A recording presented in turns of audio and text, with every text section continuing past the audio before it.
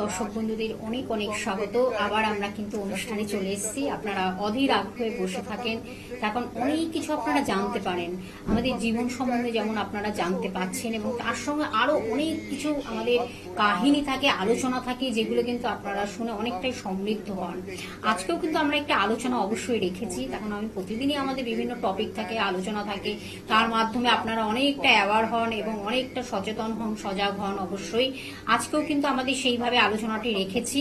আমাদের সঙ্গে স্টুডিওতে উপস্থিত রয়েছেন বিমল মুখার্জি মহাশয়। তার সম্বন্ধে হয়তো নতুন করে কিছু বলার নেই, তবু কিছু বলতে হয়। যিনি কিন্তু একজন মাতৃ সাধক, দীর্ঘ বছরের অভিজ্ঞতা সম্পন্ন এবং আধ্যাত্মিক জগতের মানুষ, এবং একজন বিখ্যাত জ্যোতিষ, এবং তার সঙ্গে তন্ত্র বিশেষজ্ঞ, এবং তার সঙ্গে কিন্তু আরো অনেক কিছু বলতে হয়, হস্তরেখাবিদ। তিনি একজন বাস্তু কনসালটেন্ট, একজন সুদক্ষ বাস্তুবিদ। যখন তাকে আমরা সঙ্গে পাই, তখন আমাদের কিন্তু অনেক কিছু আলোচনার একটা জানার ইচ্ছে জাগে মনে। আজকে কিন্তু সেইভাবে আমরা একটা আলোচনা রেখেছি, যেটা হলো আপনারা জানেন সবাই যে আমাদের 9টি গ্রহ আছে এবং 27টি নক্ষত্র এবং 12টি রাশি আছে, এবং তার সঙ্গে 2টি কিন্তু ছায়া গ্রহ রয়েছে, এই রাহু কেতু।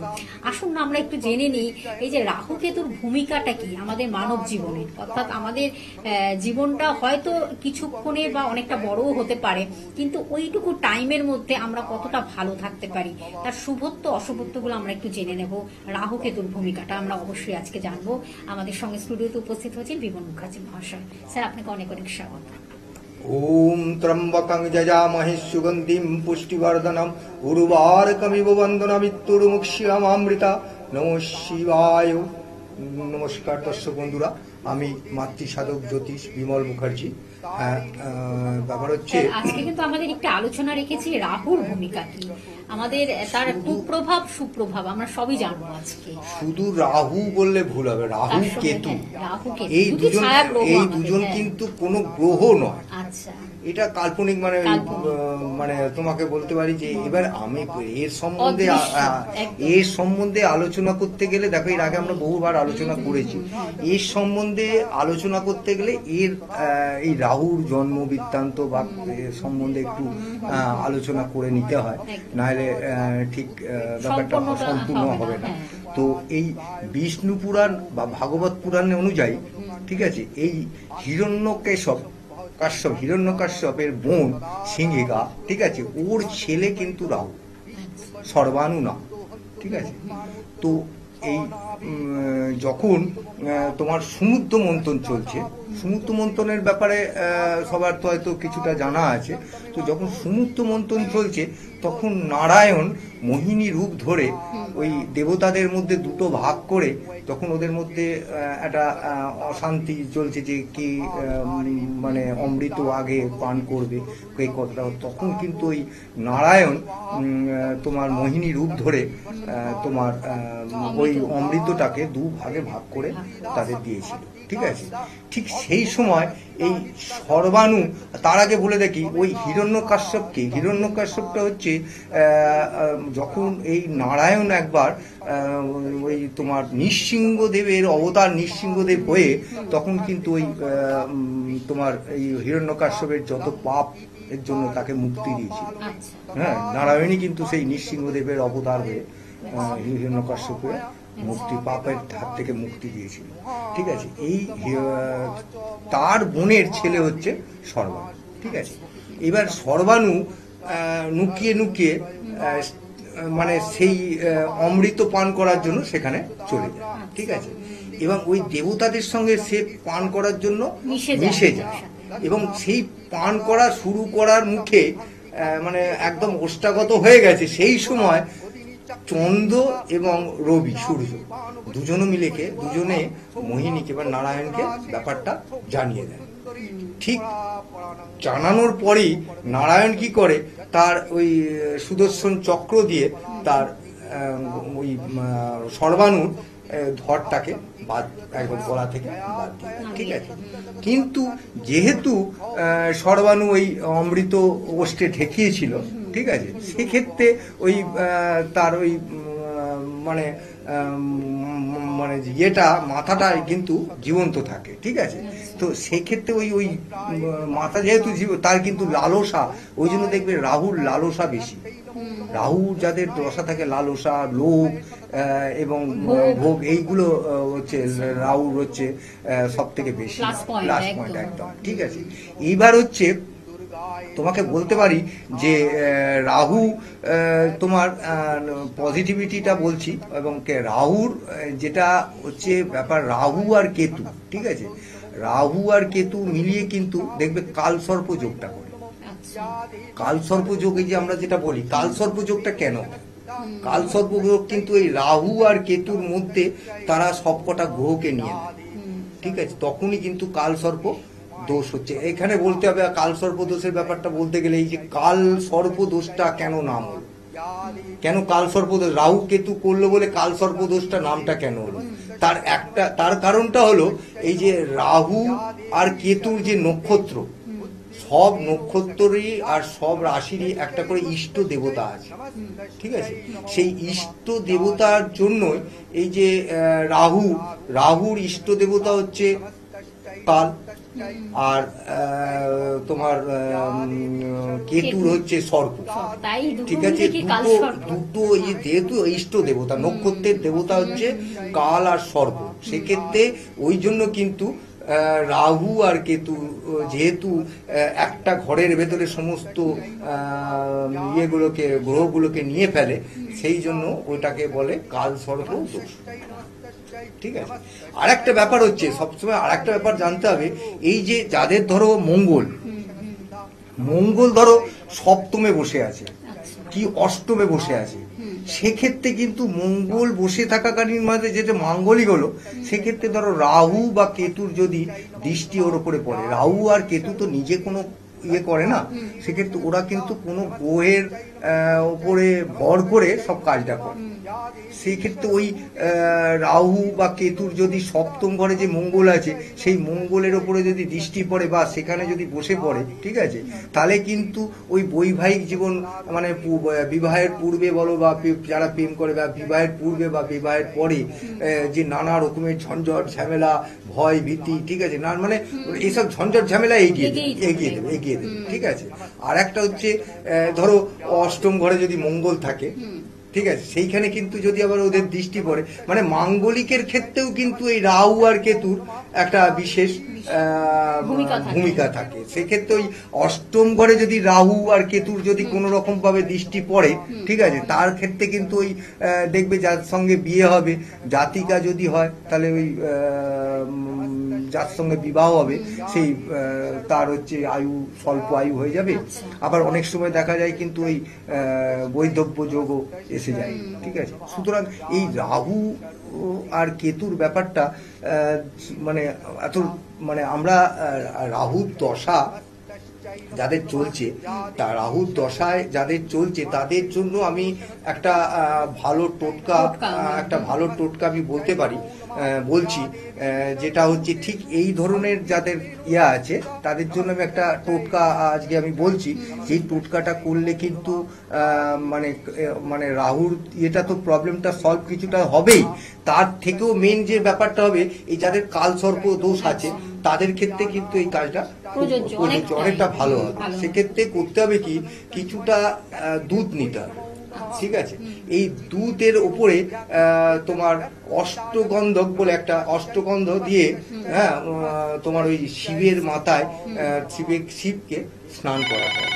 শিবকে যদি তখন স্নান করাবে, ঠিক আছে, তখন যদি আমি একটা মন্ত্র বলছি, এই মন্ত্রটা যদি বলা যায়, ওম শিবলিঙ্গায় নমঃ, ঠিক আছে, এই শিবলিঙ্গায় নমঃ বললে, এই যে মন্ত্রটা যদি বলা যায়, সেক্ষেত্রে যদি মিনিমাম অন্তত পক্ষে ওই জল ঢালতে 8 বার অন্তত যদি এই মন্ত্রটা বলা যায়, সেক্ষেত্রে রাহুর দোষটা অনেকটা কমে যায়, মানে প্রকোপটা কমে যাবে।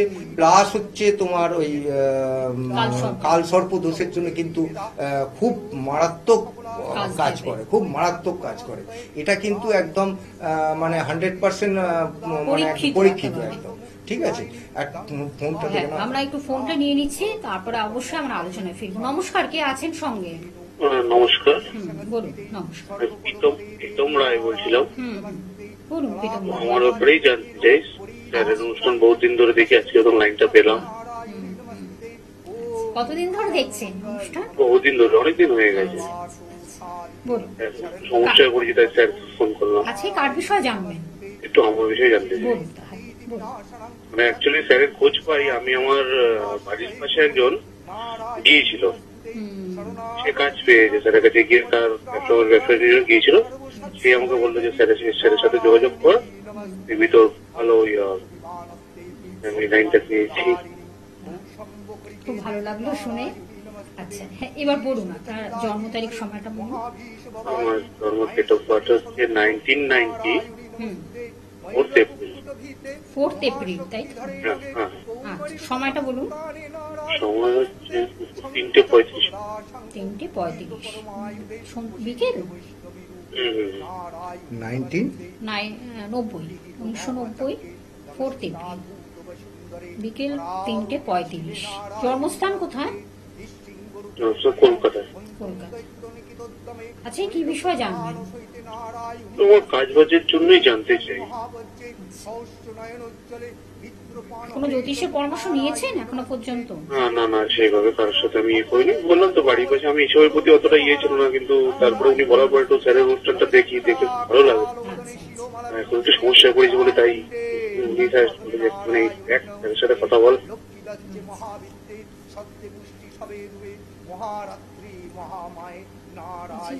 হ্যাঁ, আচ্ছা দেখো ভাই, তোমার জন্মবারটা বুধবার, তাই তো? হ্যাঁ, হ্যাঁ, হ্যাঁ স্যার। হ্যাঁ, হ্যাঁ স্যার। আচ্ছা, তোমার রাশি হচ্ছে কর্কট, লগ্ন হচ্ছে সিংহ, ঠিক আছে? তোমার শনির দশায় জন্ম, নক্ষত্র হচ্ছে পুষ্যা। হ্যাঁ, আচ্ছা, এবার তুমি কি বিষয়ে জানতে চাইছো বলো? আমার একটু কর্ম নিয়ে স্যার, মানে আমি একটা জায়গায় জব করি, বিজনেস করতে চাই, তো আমার বিজনেস কি আমার কি আছে কিনা সে।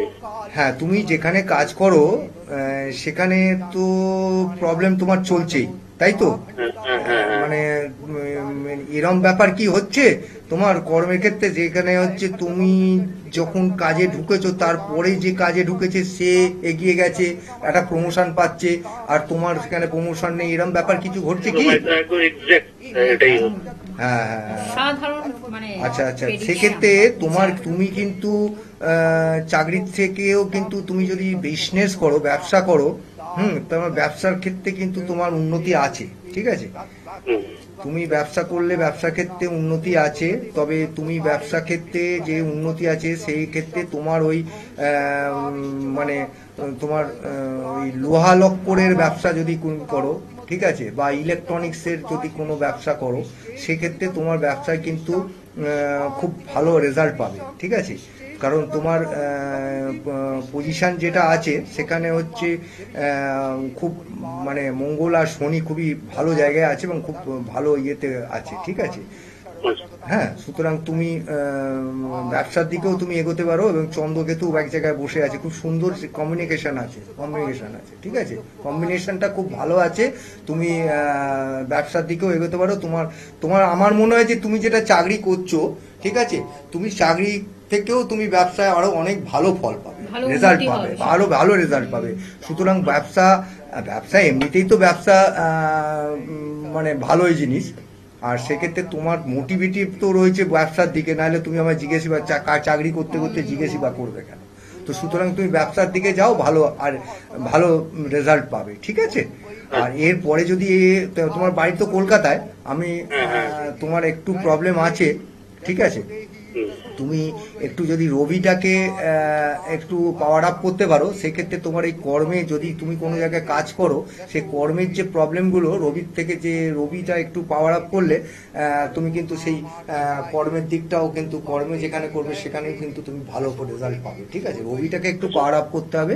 তবে তোমার জন্য আমি একটা ছোট্ট টোটকা বলে দিচ্ছি, সেই টোটকার মাধ্যমে তুমি কিন্তু রবিটাকে পাওয়ার আপ করতে পারো। ঠিক আছে, সকালবেলা যখন স্নান করবে তখন একটা মানে জায়গা করে বা একটা তামার পাত্রে একটু গঙ্গা জল আর একটা জবা ফুল নিয়ে ওই সূর্যদেবকে প্রণাম করে ওই জলটা যদি তুমি কোনো তুলসী গাছের গোড়া বা কোনো গাছের গোড়ায় তুমি ঢেলে দাও, তাতে কিন্তু তুমি রবির একটু ভালো প্রকোপ পাবে সেক্ষেত্রে। আর এরপরে যদি রবিটাকে তুমি ইয়ে করতে চাও, আমার সঙ্গে দেখা করো। আমি তো কালীঘাটে বৃহস্পতিবার বসি, সোমবার শিয়ালদায় বসি। তুমি একটু আমার ইয়েটা বলে দাও। হ্যাঁ, অবশ্যই বলে দিচ্ছে আপনাকে। সত্যি তাই, এরকম যদি সমস্যা থাকে তার চেম্বারে এসে মানে আরো এই ব্যাপারগুলো ডিটেলস একটু আলোচনার মাধ্যমে প্রতিকার নিলে তো আরো ভালো হয়, সেটা স্যার বলেই দেবেন। আমি একটু বলে দিচ্ছি চেম্বারগুলো। সোমবারে শিয়ালদহে পাচ্ছেন, মঙ্গলবার ব্যারাকপুরে পাচ্ছেন বন্ধুরা, এবং বৃহস্পতিবার কালীঘাটে পাচ্ছেন, দক্ষিণ কলকাতার কালীঘাটে পাচ্ছেন, এবং রবিবার কিন্তু চুচুড়াতে পাচ্ছেন, অর্থাৎ চুচুড়া স্টেশন থেকে মাত্র 2 মিনিট, সেটা হলো রবিবার পেয়ে যাচ্ছেন। আর প্রতি মাসের কিন্তু তৃতীয় শনিবার শিলিগুড়িতে পেয়ে যাচ্ছেন স্যারকে। আপনারা যোগাযোগ করুন, চলে আসুন, অগ্রিম বুকিং করে আসুন। আমার কিন্তু অনলাইন বুকিংও আছে। এছাড়া তো আপনারা দূর প্রান্তে যারা আসতে পারছে না তাদের ক্ষেত্রে কিন্তু অনলাইন প্রেডিকশনের ব্যবস্থা তিনি রেখেছেন, এবং সেটাও যদি মনে করেন প্রতিকার দিতে হবে, সেটাও কিন্তু আপনাদের জন্য কিন্তু তিনি এই কাজটা করছেন। কুরিয়ার সার্ভিস বা ডাকযোগের মাধ্যমে আপনার বাড়িতে কিন্তু সেটা পৌঁছে যাবে, এটাও কিন্তু আপনাদের বলে দেওয়া হলো। আর রাত্রি 8টার পরে আপনার কথা বলুন। অবশ্যই রাত্রিবেলা এখন যারা পাচ্ছেন না তারা রাত্রিবেলা 8টা, 8:30, 9টা পর্যন্ত আমি ফোন ধরি এবং কথাবার্তা বলি।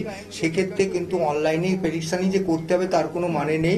আপনারা আমার সঙ্গে কথা বলতে পারেন, কথা বলে আপনারা যদি মনে করেন স্যাটিসফাইড হন, তাহলে আপনারা মনে করলে আপনারা আমার সঙ্গে আপনাদের চেম্বারে দেখা করতে পারেন। তার আপনি যেখানে থাকেন তার কাছে পিঠে যে ইয়ে আছে মানে চেম্বার হবে, সেখানে এসে আপনি দেখা করতে পারেন। দেখা করলে আপনি আশানুরূপ ফল পাবেন, এটুকু আমি আপনাদের বলতে পারি। মানে সেই আস্থা, ভরসা, বিশ্বাস নিয়ে কিন্তু আপনার আসতে হবে, অবশ্যই সেটা হবে। সেই 100% রেজাল্টটা কিন্তু আপনি পাবেন। এখন তিনি একজন পণ্ডিত মানুষ, জ্ঞানী মানুষ। আপনারা তো শুনতে পাচ্ছেন, প্রত্যেক দিনই আমাদের লাইভ থাকে, আলোচনা থাকে, এবং কিভাবে আপনারা ভালো থাকবেন সেটাই বারবার করে স্যার কিন্তু আপনাদের বলে দেন, এবং কিভাবে আলোচনাও যেমন থাকে তেমন কিন্তু সঠিক প্রতিকার প্রতিবিধানটা কিন্তু আপনি 100% পাচ্ছেন, এবং নিশ্চয়ই ভালো থাকবেন। এইটুকুনি আস্থা ভরসা আপনাদের আমরা দিতে পারি। তখন সেইভাবে কিন্তু সৌভাগ্যের সূচনা আপনাদের ভালোবাসা নিয়ে এগিয়ে যাচ্ছে, যাতে আপনারা এসে তার কাছে একটা সুন্দরভাবে একটা আলোচনা হোক বা তার সঙ্গে প্রতিকার হোক, সবকিছু মিলেমিশে যাতে আপনারা ভালো থাকেন, সুখে থাকেন, শান্তিতে থাকেন, এইটুকুনি বলতে পারি। আমরা আবার একটু আলোচনা ফিরবো যে এই যে আমাদের রাহু এবং কেতুর ভূমিকা আমরা জানছি। একদিকে যেমন শুভত্ব থাকে, আবার বেশিরভাগ অংশটাই আপনি বলে দিন যে রাহু যদি কারোর তার বাচ্চাটে থাকে বা তার সেই দশাটা চলে, তার ফলে কিন্তু সাংঘাতিক অবস্থা হতে পারে। রাহু ব্যাপার হচ্ছে আমাদের মানে ইয়েতে মানে জ্যোতিষে একটা কথা আছে যে মঙ্গল করায়, মঙ্গল হচ্ছে অমঙ্গলের মূল, ঠিক আছে। রাহু করায়, শনি ভাঙে কুল, আর রাহু করায় ভুল। সুতরাং রাহু মানুষকে ভুল পথে নিয়ে যায়। কিন্তু রাহু যার পজিটিভিটি থাকে, যেসব জাতকের রাহু শুভভাবে থাকে কোনো পজিশনে বা কোনো একটা অশুভ গ্রহের সঙ্গে থাকে, সেক্ষেত্রে কিন্তু এই যত দেখবে প্রমোটার যেগুলো আছে না, এদের কিন্তু রাহু কিন্তু টাকা পয়সা দেবে, ঠিক আছে। কিন্তু রাহু টাকা পয়সা দিলেও কিন্তু সেই টাকা পয়সা কিন্তু রাহু রাখতে দেয় না। সেই টাকা পয়সা কিন্তু রাহু আবার নিয়ে কেড়েও নেয়, রিটার্ন নিয়ে নেয়, বের করে নেয়। হ্যাঁ, আবার অনেক সময় বেশিও নিয়ে নেয়, মানে ধার দেনা ইয়েও করে দেয়, এরকম করে দিতে পারে, ঠিক আছে। আর কেতু যেটা হচ্ছে, কেতু যে ঘরে বসে আছে, সেই ঘরে যে রাশিতে বসে আছে, সেই রাশিতে যে গ্রহ আছে, সেই গ্রহের মতো কাজ করে। কেতু কিন্তু একটা গুপ্ত কাজ করে, ঠিক আছে। এবং কেতুর জন্য কিন্তু এই আধ্যাত্মিক লাইনে বৃহস্পতির সঙ্গে অ্যাটাচ থাকলে আধ্যাত্মিক লাইনে তার এই যত ধরো আমাদের মতো জ্যোতিষী বা এদের কিন্তু এই কেতু দেখবে এই বৃহস্পতির সঙ্গে শনি কেতু আধ্যাত্মিক লাইন ভালো থাকতে হবে, ঠিক আছে। এটা কিন্তু একটা মাস্টের ব্যাপার, খুব ভালো ব্যাপার, ঠিক আছে। আর একটা হচ্ছে যে আর একটা জিনিস আপনি বলে রাখি, এই যে রাহুর জন্য প্রতিকারের জন্য যে এই যে গোমেদ পড়া হয়, এই গোমেদ পড়াটা কিন্তু একটা খুব টাইমের ব্যাপার আছে। সবসময় মানে যে কোনো দিন একটা গোমেদকে শোধন করে পড়া যাবে, একটা দিনের ব্যাপার, শুভ তিথি দিন থেকে সেই দিন ইয়ে করতে হয়। আর একটা কথা হচ্ছে যে আপনার রাহু এই গোমেদটাকে বেশি দিন পড়া যায় না, ঠিক আছে? এরকম একটা সার্টেন টাইম পর্যন্ত পড়ে আবার ওটাকে খুলে ফেলতে হবে, একদম। ঠিক আছে? আমরা এটা আরো এই কিন্তু বিষয়ে খেয়াল রাখতে জানবো। হবে। আপনারা জানেন সোম থেকে বৃহস্পতি কিন্তু 5:25 আবার আমরা ফিরে আসছি অবশ্যই আপনাদের সঙ্গে। স্যার আপনাকে অনেক ধন্যবাদ জানিয়ে দর্শক বন্ধু আমাদের সঙ্গে থাকার জন্য। নমস্কার। নমস্কার।